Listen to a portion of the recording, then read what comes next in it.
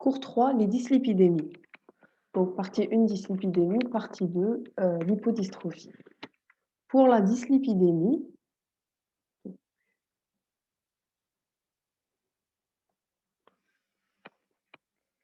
alors, tout d'abord, on va voir le métabolisme des lipoprotéines pour mieux comprendre les dyslipidémies. Donc, une fois les lipides alimentaires ingérés, donc digérés, etc., ils se retrouvent au niveau de l'intestin, absorbés par l'entérocyte. Donc, une fois les lipides absorbés par l'entérocyte, ils vont d'abord rejoindre le système lymphatique, puis le système sanguin. Donc, ils ne vont pas rejoindre directement le sang, mais passent par le système lymphatique pour rejoindre le sang. Ces lipides sont transportés dans des chylomicrons. Donc, les chylomicrons, c'est des lipoprotéines, donc une des lipoprotéines, c'est le chylomicron. Le chylomicron transporte donc les lipides alimentaire de l'entérocyte vers les tissus cibles. La caractéristique, c'est qu'il a une ApoB48, également ApoC2 et ApoE. Mais le chylomicron, ce qui le différencie des autres lipoprotéines, c'est l'ApoB48. Donc, avec ces C2 et E2 et ApoE, il va aller vers les tissus cibles. Donc, premier tissu, c'est le muscle, donc, ou le tissu adipeux. Donc, soit le muscle pour servir d'énergie, donc il va être les acides gras et donc les lipides vont être dégradés pour produire de l'énergie, soit vers le tissu adipeux à des fins de stockage. Donc là, l'absorption des chylomicrons, enfin des lipides transportés par le chylomicron se fait par le biais de l'enzyme lipoprotéine lipase. Donc j'ai mis ici LPL. Et cette lipoprotéine lipase est activée par l'ApoC2. Donc sur le chylomicron, l'ApoC2 va aller se fixer sur les récepteurs du muscle squelettique ou cardiaque ou du tissu adipeux et va activer la lipoprotéine lipase. À ce moment-là, on va avoir le chylomicron qui va déverser enfin la grande majorité de ses triglycérides vers les muscles squelettiques et le tissu adipeux. Donc une fois, le muscle squelettique et le tissu adipeux, donc une fois qu'ils ont pris, les lipides des chylomicrons, ce chylomicron va devenir ce qu'on appelle un remnant. Le remnant, donc, n'a plus besoin d'ApoC2, donc il perd son ApoC2, il s'en est servi pour activer la lipoprotéine lipase et également le remnant contient très peu de triglycérides comparé au chylomicron, vu qu'il a donné ses triglycérides pour le muscle ou le tissu adipeux. Ce remnant va aller rejoindre le foie. Il va rejoindre le foie par le biais de, donc vous avez l'ApoE qui va aller se fixer sur des récepteurs de LDL et vous avez l'ApoB48 qui va se fixer sur des récepteurs héparine sulfate. Donc la fixation de ces deux apolipoprotéines sur les récepteurs du foie fait que le remnant va être capté par le foie. Au niveau du foie, on va prendre le cholestérol pour la synthèse des sels biliaires. On va stocker l'excès de cholestérol sous forme d'ester de cholestérol et on va produire, enfin dégrader donc la paroi et enfin tout ce qui constitue le chylomicron, donc les protéines qui constituent les apolipoprotéines, etc., du chylomicron, en acides aminés qui vont servir à la synthèse d'autres protéines. Maintenant, à partir du foie, il y a synthèse endogène au niveau du foie de triglycérides et de cholestérol, ou aussi les esters de cholestérol formés par l'excès de cholestérol alimentaire vont aller quitter le foie sous forme de LDL. Donc le LDL, non, VLDL. Donc le VLDL contient lipoprotéine B100 et comme le chylomicron, la C2 et la E. De la même manière, la C2 va servir au VLDL de transporter les triglycérides vers les tissus de stockage ou pour l'utilisation de l'énergie, donc tissus adipeux ou muscles. Une fois que ce VLDL est déversé ses triglycérides vers le muscle et le tissu adipeux, il devient ce qu'on appelle IDL. C'est une forme intermédiaire entre le VLDL et le LDL. L'IDL, lui, donc, contient moins de triglycérides que le VLDL et il a perdu son ApoC2 qui lui avait servi pour, comme pour le chylomicron, pour l'activation des LPL au niveau du muscle squelettico-cardiaque ou du tissu adipeux. Cet IDL donc, ce qu'il va faire, c'est qu'au niveau, par exemple, des surrénales et des gonades, on a des récepteurs à LDL, donc LDLR, où l'ApoE va se fixer sur ces LDLR et donc l'IDL va donner son cholestérol soit vers la surrénale pour la production d'hormones stéroïdes, d'aldostérone ou de cortisol, ou au niveau des gonades pour la production de progestérone, d'œstrogène ou de testostérone. Donc une fois l'IDL une fois qu'il a donné son cholestérol vers les surrénales et ou les gonades et donc du coup, il n'a plus besoin de son ApoE, il va perdre son ApoE. Va rester donc le LDL avec l'ApoB100. Donc le LDL est une lipoprotéine qui ne contient qu'un ApoB100, donc une seule apolipoprotéine. Cet IDL, ce qu'il va faire, en théorie, ou dans la majorité des cas, environ 60 à 70 des LDL retournent vers le foie. Et une partie, donc 30 à 40 continue de donner aux surrénales et aux gonades, via des récepteurs par rapport à l'ApoB100, du cholestérol pour la production des hormones stéroïdes ou des hormones sexuelles. Puis, l'excès de LDL, c'est-à-dire ça, c'est en temps normal. Dans le cas où il y a un excès de LDL, le LDL va aller se loger dans l'espace sous-endothélial. Donc, à partir de là, on entame le côté mauvais effet du LDL. Donc, pourquoi le LDL, par exemple, l'excès de LDL est athérogène. Donc, le LDL va aller se loger dans l'espace sous-endothélial, donc sous l'endothélium, où il va aller, donc là, il va être oxydé ou glycosylé. Donc les LDL dans l'espace sous-endothélial vont être oxydés, donc c'est-à-dire on va avoir une oxydation de ces molécules, ou dans le cas de l'hyperglycémie, on va avoir une glycosylation des LDL. Ces LDL oxydés ou glycosylés vont aller donc stimuler le système immunitaire parce qu'ils seront reconnus comme agents, comme antigènes. Et donc ça va faire recruter les macrophages au niveau de l'espace endothélial et ces macrophages-là vont venir en quelque sorte nettoyer l'espace endothélial, sous-endothélial, de ces LDL oxydés et ces LDL glycosylés. Et donc, à ce moment-là, le macrophage, d'ailleurs, comment il fait ça? Par rapport au fait qu'il possède un récepteur qui est CD36.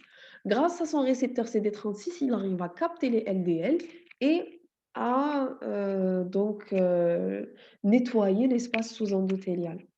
Donc, une fois la cellule, le macrophage, lorsqu'il devient plein de, on va entre guillemets, il se remplit de ces LDL oxydés, ces LDL glycosylés. On ne l'appelle plus macrophage, mais on l'appelle cellule spumeuse. La cellule spumeuse, donc, c'est un macrophage qui a phagocyté beaucoup de LDL, donc il est plein de gras. Cette cellule spumeuse, c'est elle qui va s'accumuler dans l'espace endothélial et c'est elle qui va me former la plaque d'athérome avec d'autres effets parallèles que vous voyez dans un autre module. Après, maintenant, on vient parler de l'effet du HDL cholestérol. Donc, le HDL cholestérol, tout comme les autres lipoprotéines, a son ApoC2 et ApoE. Et ce qui le caractérise par rapport aux autres, c'est l'ApoA1. Donc, si je reprends, le chylomicron est caractérisé par l'ApoB48. Tout ce qui est VLDL, IDL, LDL, c'est l'ApoB100. Après, la différence entre eux, c'est est-ce qu'il y a ou non l'ApoC2 et l'ApoE, et le HDL est caractérisé par l'ApoA1, plus de C2 et E2, l'ApoE. À ce moment, le HDL va venir et il va grâce au récepteur au niveau de la cellule spumeuse ou du macrophage de l'ABCA1, c'est des récepteurs à l'ApoA1, donc ça va prendre donc le cholestérol qui est dans la cellule spumeuse, enfin le LDL. Les les les triglycérides et cholestérol contenus dans les LDL oxydés et glycosylés vont être captés par le HDL cholestérol, et donc ça va, un peu, réverser la situation, et la cellule spumeuse peut redevenir macrophage parce qu'elle aura été nettoyée hem, de ces lipides qui étaient engorgés à l'intérieur. Donc puis le cholestérol, une fois qu'il a le HDL, une fois qu'il a pris, ses triglycérides et cholestérol, dans, heu, de la cellule spumeuse, il va aller les restituer vers les autres, cellules, par exemple les surrénales ou les gonades, ou aussi, heu, ou aussi il peut faire un cycle où il va restituer le cholestérol et les triglycérides vers le VLDL, ou carrément retourner vers le foie. Donc ça, c'est le cycle le métabolisme des lipoprotéines, à partir duquel on pourra peut-être mieux comprendre certaines pathologies, liées au métabolisme des lipoprotéines. Donc maintenant, on parle des dyslipidémies proprement dites. Les dyslipidémies, c'est un trouble donc du métabolisme des lipides. Il peut concerner les triglycérides, le HDLC, le LDLC ou le VLDLC. Mais le plus souvent, cela concerne les triglycérides HDL, LDL. Lorsqu'on a donc des triglycérides très élevés, on risque, la pancréatite, donc une inflammation du pancréas, qui est due à des augmentations, de triglycérides de l'ordre de 15-20 grammes par litre de triglycérides. Lorsqu'on a une baisse de HDL ou une augmentation du LDL, les 2 à la fois, on a un risque cardiovasculaire. Comme j'ai expliqué dans la diapo précédente, le LDL qui va, favoriser la formation de plaques d'athérome. Le HDL n'est pas là pour pallier à cette, formation de plaques d'athérome, et donc on a un risque cardiovasculaire accru lorsqu'il y a une baisse de HDL et une augmentation de LDL. Ce tableau résume, les dyslipidémies selon donc 2 types de classification. Vous avez la classification de Fredrickson, donc c'est surtout 1, 2, A2, B, 3, 4, 5, ou la classification de Gene qui va, classer dyslipidémies selon est-ce que, c'est des hypercholestérolémies pures ou hypertriglycéridémie pure, ou bien c'est un mixte, c'est-à-dire les 2 à la fois. Donc, là aussi, vous avez, certaines dyslipidémies qui sont fréquentes, les plus fréquentes, par exemple les hypercholestérolémies pures, les hyperlipidémies et les hypertriglycéridémies. Donc, selon le type, qui va déterminer la cause, on aura soit, ça sera soit fréquent, soit rare, voire très rare. Donc, selon les causes, il y a des causes primaires à la dyslipidémie, comme par exemple, alors essentiellement les mutations génétiques. Donc, les mutations génétiques concernent le type 1 et 4. Par exemple, vous avez le type 1 et 4 qui sont des hyperchylomicronémies. C'est-à-dire que le chylomicron, lorsqu'il est donc les lipides alimentaires, quand ils sont ingérés et ils sont, donnés, donc ils vont être, absorbés par l'entérocite, et donc le chylomicron formé et qui se trouve dans le sang, on a un déficit de lipoprotéine lipase ou d'ApoC2. Ce qui fait que la liaison, donc l'activation de soit la déficit de la LPL, donc la LPL n'existe pas, enfin elle est défectueuse, ou l'ApoC2 n'y est pas, donc elle ne peut pas activer la lipoprotéine lipase et donc les chylomicrons ne peuvent pas être métabolisés et ils s'accumulent dans le sang. Et vous avez aussi, parmi les causes primaires également, le type pour les mutations génétiques, le type 2A, c'est une hyper-LDLémie et donc heu, chez les LDL, c'est un déficit d'ApoB100. Donc vu qu'il y a un déficit d'ApoB100, donc on ne peut pas, le métabolisme des LDL ne se fait pas, donc on a du LDL qui va s'accumuler dans l'organisme.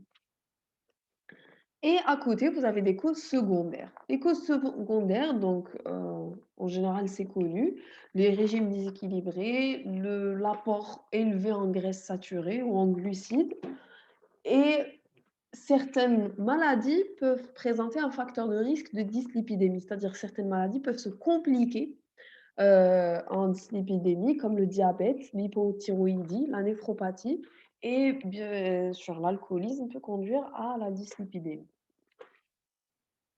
Et parfois, vous avez des causes qui sont iatrogènes, donc c'est des médicaments qui vont causer lorsqu'on les prend à long terme, ça peut causer une perturbation du métabolisme des lipides, donc comme les corticoïdes, les contraceptifs, les œstroprogestatifs immunosuppresseurs et les antipsychotiques de deuxième génération. Pour le traitement, alors le traitement des, dyslipidémies, il est dans un premier temps hygiéno-diététique. Donc comme c'est une maladie nutritionnelle, il faut, donc dans un premier temps, il faut toujours essayer de donner un régime alimentaire pour essayer d'équilibrer ce métabolisme des lipides. Dans le cas où le régime alimentaire ne fonctionne pas, donc les mesures hygiéno-diététiques, vous les voyez en TD. Donc, dans le cas où les mesures hygiéno-diététiques ne fonctionnent pas, on va donner des traitements médicamenteux. On a 3 classes de médicaments. Vous avez les statines. Les statines, elles, c'est des hypocholestérolémiens. Ils inhibent la HMG-CoA réductase et ce qui a pour conséquence une diminution de la synthèse hépatique du cholestérol. Donc, du coup, baisse du taux de cholestérol dans le sang. Et il augmente aussi les récepteurs LDL hépatiques, donc pour la recaptation pour que la cellule hépatique recapte les LDL pour les métaboliser. Deuxième classe des médicaments, c'est les fibrates. Les fibrates, eux,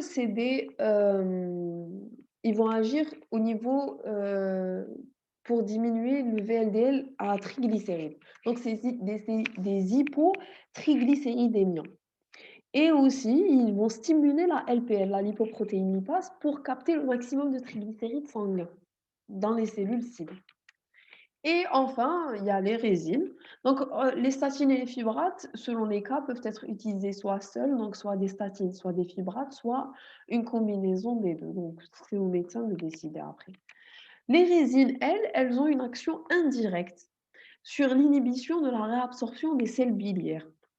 Donc, vous savez que les sels biliaires donc, sont composés de cholestérol et lorsque les sels biliaires sont déversés dans les intestins, et ils subissent un cycle, c'est-à-dire qu'une partie, des sels biliaires est réabsorbée et donc remétabolisée à l'intérieur du foie.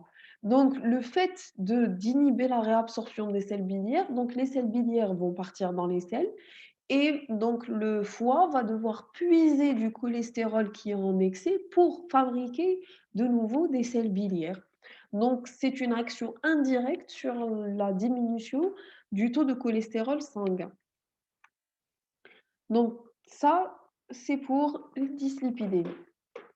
La deuxième partie concerne les lipodystrophies.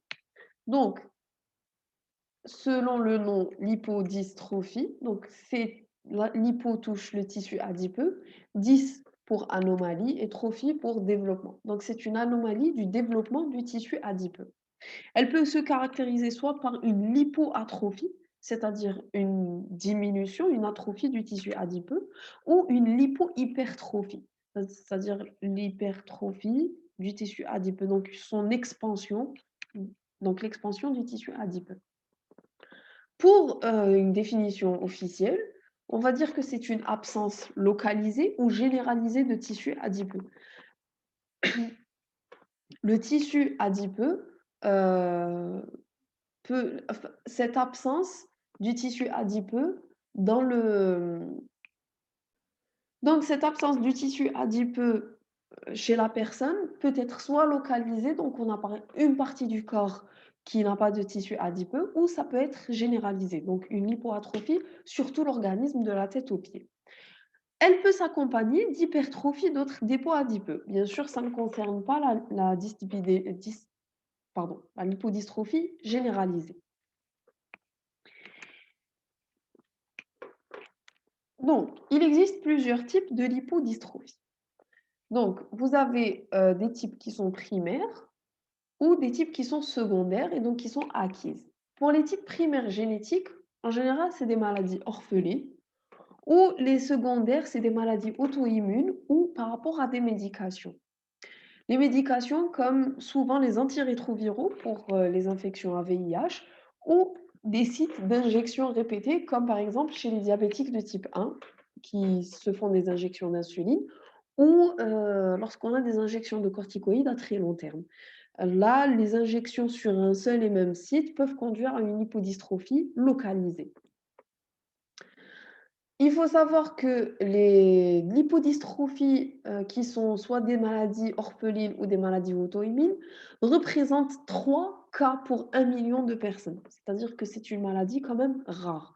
On ne parle pas des lipodystrophies qui sont dues aux médications, car elles, bon, on connaît leur prévalence. C'est-à-dire dès que quelqu'un est mis sous antirétroviraux, on sait qu'il a 70 de chances de développer une lipodystrophie dans les 4 à 5 années à venir.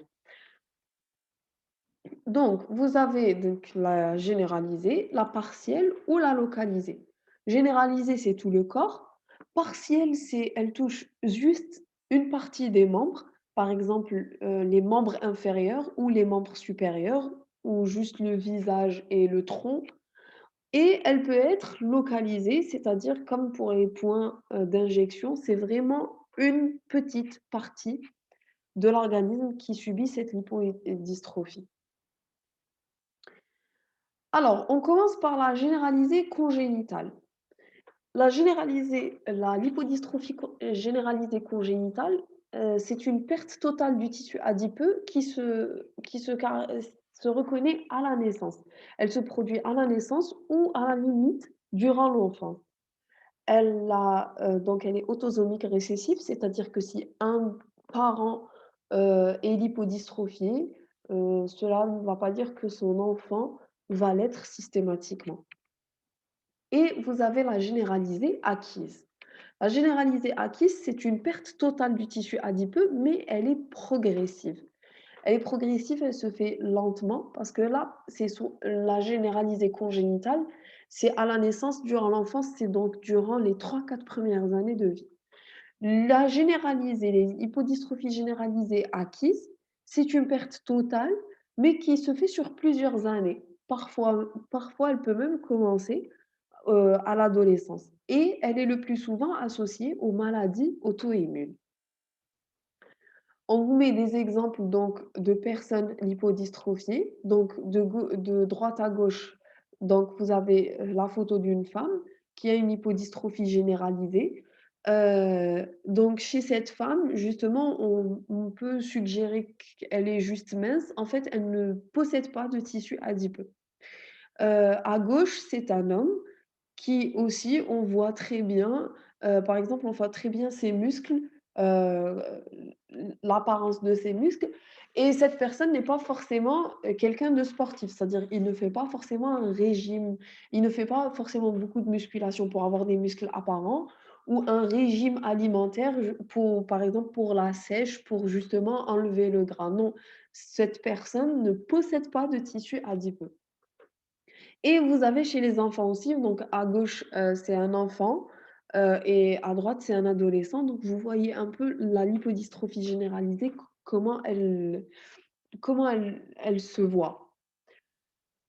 Donc, après, on parle des lipodystrophies partielles. Donc, vous avez un type qui s'appelle la lipodystrophie partielle familiale.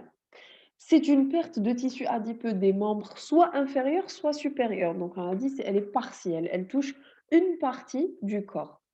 Elle se produit à la puberté ou peut-être même plus tard. Et elle est autosomique dominante cette fois. Contrairement à la lipodystrophie généralisée congénitale, celle-là, lorsque un parent est, lipodystrophié, il a et l'enfant a des chances, enfin un risque d'être d'avoir une lipodystrophie partielle. Et vous avez la lipodystrophie partielle acquise. C'est une perte de tissu adipeux dans les parties en général supérieures du corps et elle est associée aux maladies auto-immunes. Donc, en général, la congénitale, elle est donc la primaire, elle est, congénitale par rapport aux mutations et la acquise, elle est souvent, le plus souvent, due à des maladies auto-immunes. Donc là aussi, vous avez des images de personnes lipodystrophiées, c'est des femmes.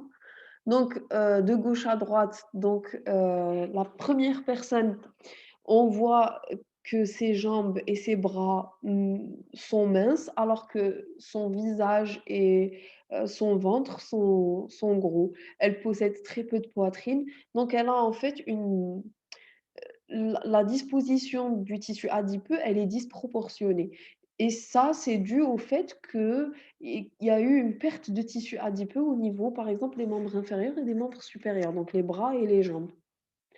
La deuxième photo, c'est la photo d'une petite fille, qui on voit par exemple ses bras sont très minces, c'est un maigre et par contre, elle a de la graisse au niveau abdominal. Donc c'est une disproportion qui est due chez cette fille, à une absence de tissu adipeux dans les membres, dans les bras.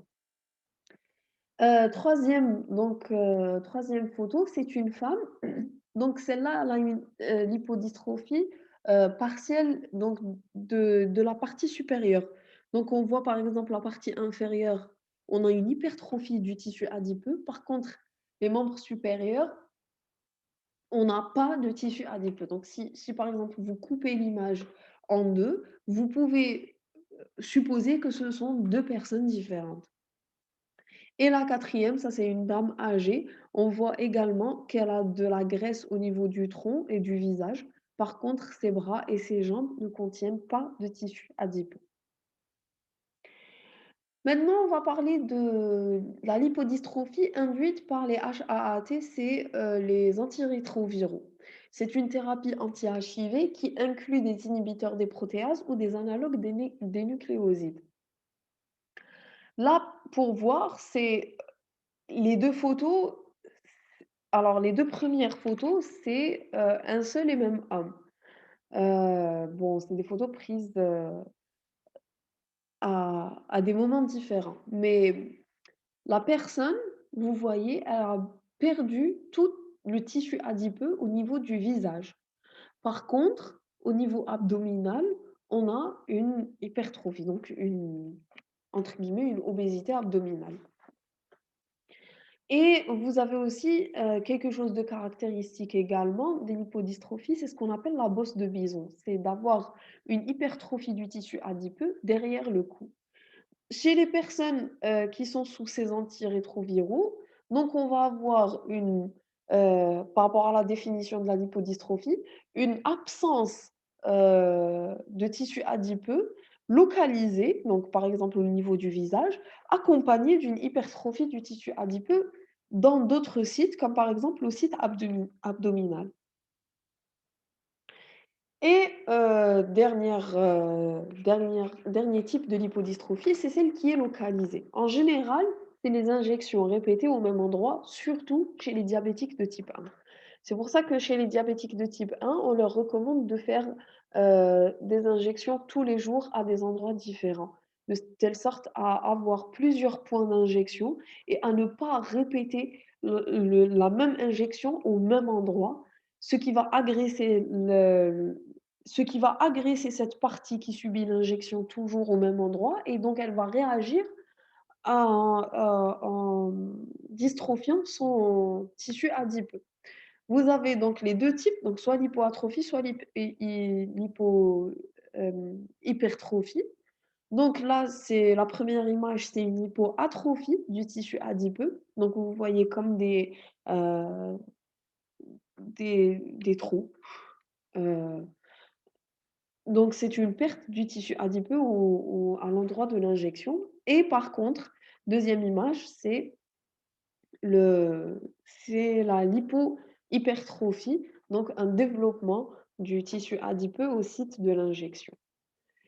Et vous avez un exemple aussi, c'est dû à l'irradiation. C'est une femme qui, dans son enfance, avait une leucémie et elle s'est fait irradier et elle a subi une greffe de moelle osseuse. Donc, cette irradiation et greffe de moelle osseuse peut parfois, chez ces patients qui ont la leucémie, conduire à une lipodystrophie. Donc, chez cette personne, vous voyez par exemple le visage et le tronc. Donc, on a du tissu adipeux même parfois en excès et au niveau des bras et des jambes, on a une perte de tissu adipeux.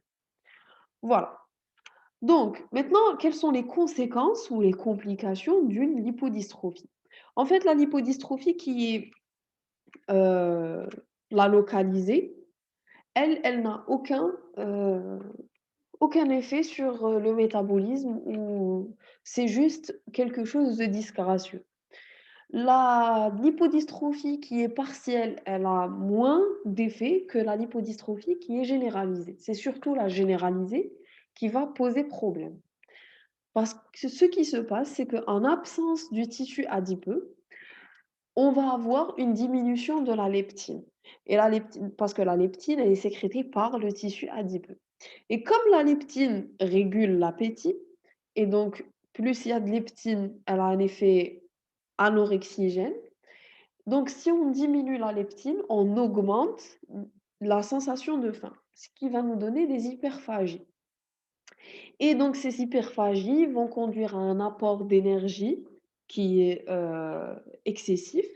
Cet apport d'énergie donc va conduire à de l'hypertriglycéridémie parce que parce que comme il y a de l'énergie en excès, mais il n'y a pas de tissu adipeux pour la stocker. Donc les triglycérides continuent d'être dans le sang, donc ils s'accumulent dans le sang et ça donne des hypertriglycéridémies majeures. Donc ça peut donner des pancréatites quand c'est des hypertriglycéridémies vraiment très élevées. Ça peut également donner des dépôts ectopiques de lipides, c'est-à-dire qu'en absence de tissu adipeux, ces triglycérides, en général issus des chylomicrons, vont aller se déposer un peu partout dans l'organisme.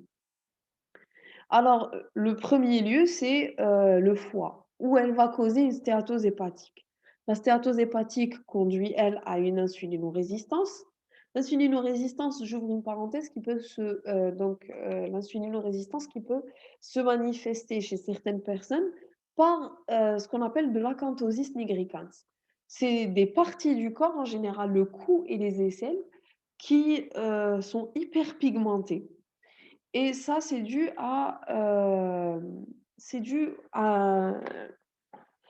la résistance à l'insuline, parce qu'on a une hyperinsulinémie et donc l'insuline donc ne fait pas son action par rapport à l'énergie, donc par rapport aux glucides, mais elle continue de faire son effet trophique et il stimule la production de mélanine.